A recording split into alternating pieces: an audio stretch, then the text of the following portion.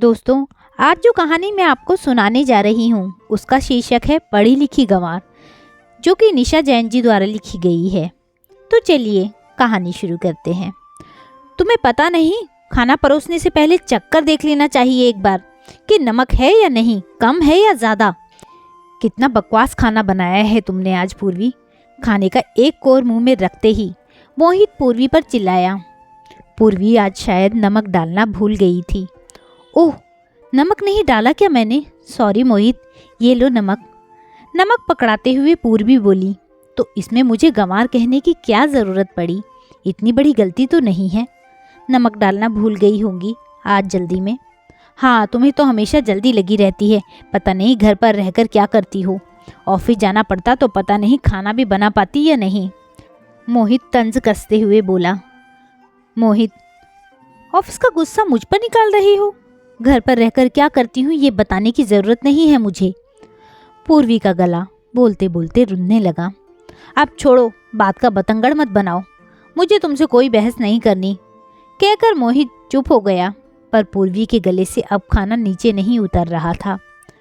मोहित ऐसा ही था, प्यार तो बहुत करता था पूर्वी को, पर कभी कभी अपने ऑफिस का गुस्सा पूर्वी पर ऐसे ही निकाल देता था। उसको लगता पूर्वी के पास काम ही क्या है करने को घर में। पूर्वी भी कम पढ़ी लिखी नहीं थी। उसने बीएससी बीएड किया था और शादी से पहले प्राइवेट स्कूल में नौकरी भी करती थी। पर ससुराल में जॉइंट फैमिली थी। दादा दादी, सास ससुर, जेठ जेठानी सभी थे घर पर और अच्छा खाता पीता परिवार था।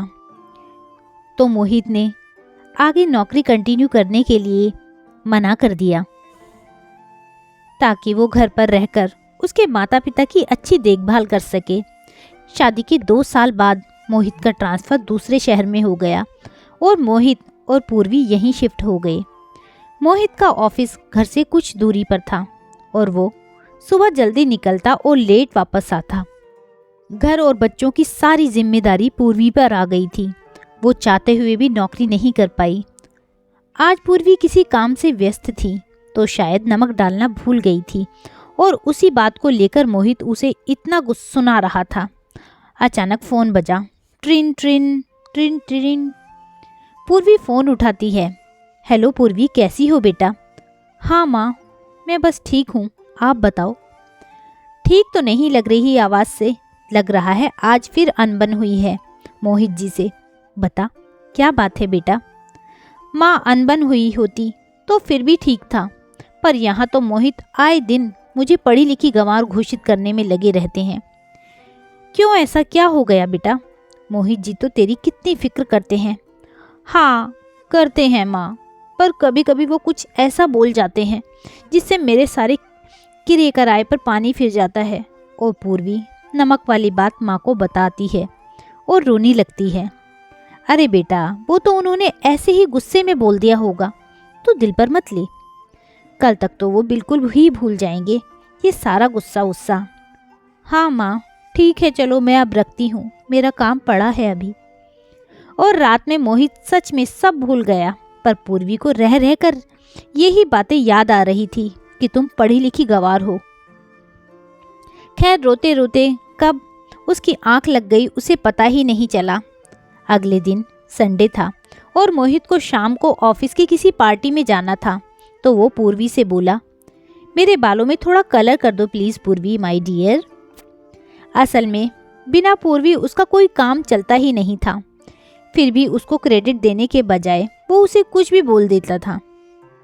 पूर्वी कलर करने लगी, पर थोड़ा कलर उसकी स्किन पर लग गया। और ऐसा होता ही है, जब हम हेयर कलर करते हैं तो थोड़ा कलर स्किन पर आ ही जाता है या फिर स्कैल्प पर लग ही जाता है। ये क्या किया पूर्वी? जब तुम्हारा मन नहीं था तो मना कर देती, पर ऐसे बिगाड़ती तो मत। कर दी ना वो गंवारों वाली हरकत। मोहित, इतना चिल्लाने की ज़रूरत नहीं है। शैम्पू करोगे तो हट जाएगा, नहीं तो कोकोनट ऑयल लगा लो। मैंने पहले ही कहा था कि लोशन या क्रीम लगा लो। कलर करने से पहले तो तुमने मना कर दिया और अब ये हो गया तो मुझ पर चिल्ला रहे हो। पूर्वी उससे बहस करके अपना संडे बर्बाद नहीं करना चाहती थी और वहाँ से चली गई। आए दिन पूर्वी और मोहित में फालतू बातों को लेकर झगड़ा होता रहता और लड़ाई का सारा ठीकरा पूर्वी के माथे मढ़ दिया जाता, ये कहकर कि तुम गंवार की गंवार ही रहोगी। अब पूर्वी ने कम बोलना शुरू कर दिया और मोहित को इससे कोई भी फर्क नहीं पड़ता, क्योंकि उसके सारे काम तो समय से पूरे हो ही जाते थे। थोड़े दिनों बाद पूर्वी की ननद रश्मि मिलने आई हुई थी, तो पूर्वी बहुत खुश थी क्योंकि उसकी ननद से उसकी बहुत बनती थी। वो मन की हर बात उससे साझा करती थी। पूर्वी ने सोचा मोहित को बता दूं कि दीदी के लिए साहू हलवाई का गाजर का हलवा लेते आएंगे, जो रश्मि को बहुत ज़्यादा पसंद था। तो उसने फ़ोन किया पर उसका फ़ोन व्यस्त था। पूर्वी के 2-3 बार फ़ोन करने पर भी फ़ोन बिजी था। थोड़ी देर बाद मोहित का फ़ोन आया तो उस समय रश्मि के हाथ में था। उसने फ़ोन स्पीकर पर डाल दिया। पूर्वी, जब तुम्हें पता था कि मेरा फ़ोन बिजी है फिर भी बार बार फ़ोन किए जा रही हो, तुम्हें एक बार में समझ नहीं आता क्या मैं अपना ऑफिस में हूँ, ज़रूरी मीटिंग में हूँ। तुम ये गंवारों वाली हरकत करना कब छोड़ोगी यार? तुम्हारी पढ़ाई लिखाई का कोई फ़ायदा भी है या नहीं? मोहित, जैसे ही रश्मि ने बोला मोहित सहम गया। दीदी आप, मुझे लगा पूर्वी है। पूर्वी है तो क्या, कुछ भी कैसे भी बोलेगा उसे। तुम घर आओ फिर बात करते हैं, कहकर रश्मि ने फ़ोन रख दिया। पूर्वी जो पीछे खड़ी सारी बातें सुन रही थी रोने लगी और रश्मि को सारी बातें उसे न चाहते हुए भी बतानी पड़ी। शाम को मोहित घर आया तो रश्मि से सॉरी बोला और उसको मनपसंद हलवा भी खिलाया। पूर्वी बच्चों के स्कूल के काम से बाहर गई हुई थी। रश्मि बोली, मोहित तुम जानते हो ना, तुम्हें ये तरक्की, ये प्रमोशन पता है क्यों मिल पाता है? क्योंकि ये पढ़ी लिखी गंवार ही इसके पीछे है। मैं समझा नहीं दीदी आप क्या कहना चाहती हो?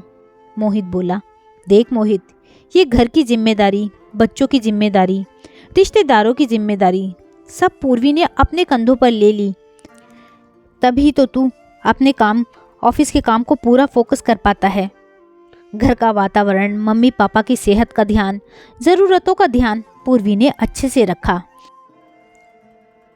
तभी तो तुम तनाव रहित होकर अपने उद्देश्य को सफल कर पाए। है या नहीं तुम बताओ? हाँ दी, ये तो ठीक है, पर मोहित पूर्वी बचपन से ही बहुत मेधावी रही है। वो अलग बात है कि उसकी नौकरी करने के बजाय घर संभालना ज़्यादा ज़रूरी और उचित समझा। और ये तो तुम्हें भी पता है कि पूर्वी पूरे तन, मन और समर्पण के साथ अपने हिस्से की जिम्मेदारी पूरी करती है। तुमको सारी चिंताओं से मुक्त रखती है। तुमसे कोई तर्क वितर्क नहीं करती। तुम कभी लेट भी आओ तो कोई जासूसी नहीं करती। तुम पर पूरा विश्वास करती है। तभी तो तू पूरे समर्पण के साथ अपना ऑफिस वर्क संभालता है और तरक्की करता है कि नहीं? बोल। और सबसे ज़रूरी, तुम उसे कुछ भी बोलो तो वो घर का माहौल ख़राब नहीं होने देती, चाहे खुद कितना ही परेशान हो। और आज भी वो तो गलती से फ़ोन मेरे हाथ में था, इसलिए मुझे सब पता चला, वरना वो इतनी समझदार लड़की है कि पति पत्नी के बीच की बातें मुझे या मम्मी पापा तक को नहीं बताती, और तू उसे गंवार कहता रहता है। सॉरी दीदी, मेरा उद्देश्य उसे हर्ट करना नहीं था। मैं उसे बहुत प्यार करता हूँ, पूछो उससे। तभी पूर्वी अंदर आ गई। दीदी क्या हुआ? मोहित का चेहरा इतना उतरा हुआ क्यों है? मोहित क्या हुआ, बताओ ना, आप ठीक हो ना? हाँ पूर्वी, सब ठीक है, बस आज दीदी से कुछ नया सीख रहा था, इसलिए थोड़ी डांट पड़ गई बस। पूर्वी मुझे माफ़ कर दो, अब तक मैं तुम्हें गंवार बोलता रहा, पर आज पता चला कि असली गंवार तो मैं हूँ, जो तुम्हारी सेवा समर्पण का फल तुम्हें डांट कर देता रहा। मुझे माफ़ कर सकती हो? मोहित ने पूर्वी के सामने हाथ जोड़कर माफ़ी मांगते हुए कहा। पूर्वी ने मोहित के हाथ अपने हाथ में लेकर कहा, मुझे तुमसे कोई शिकायत नहीं, बस अपनी इस पढ़ी लिखी गंवार को कभी मत छोड़ना। और कहकर सब हंसने लगे। दोस्तों, यह थी एक छोटी सी कहानी, पढ़ी लिखी गंवार, जो कि हमें कुछ ना कुछ सिखाकर ज़रूर जाती है। आपको यह कहानी कैसी लगी मुझे कमेंट करके ज़रूर बताइएगा। यदि कहानी पसंद आई हो तो कहानी को लाइक कीजिएगा और चैनल को सब्सक्राइब करना ना भूलिएगा। कहानी सुनने के लिए बहुत बहुत धन्यवाद।